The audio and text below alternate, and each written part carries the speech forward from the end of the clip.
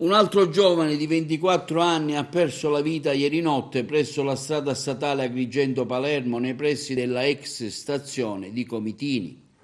Si tratta di Alfonso Taglialavoro di Agrigento. Sembrerebbe che Taglialavoro fosse andato ad accompagnare la fidanzata a casa a Casteltermine e che dopo averla lasciata, rientrando ad Agrigento, abbia perso il controllo della propria auto, una Golf Volkswagen, che è finita fuori strada ribaltandosi.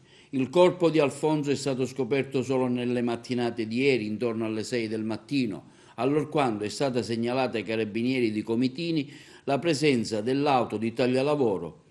I militari dell'Arma, recatisi immediatamente sul posto, hanno così scoperto l'auto ribaltata con dentro il corpo di Alfonso. Nulla è stato possibile fare per il giovane. I carabinieri per diverse ore hanno effettuato i rilievi di rito per cercare di capire la dinamica dell'incidente, che non ha coinvolto altre auto o persone.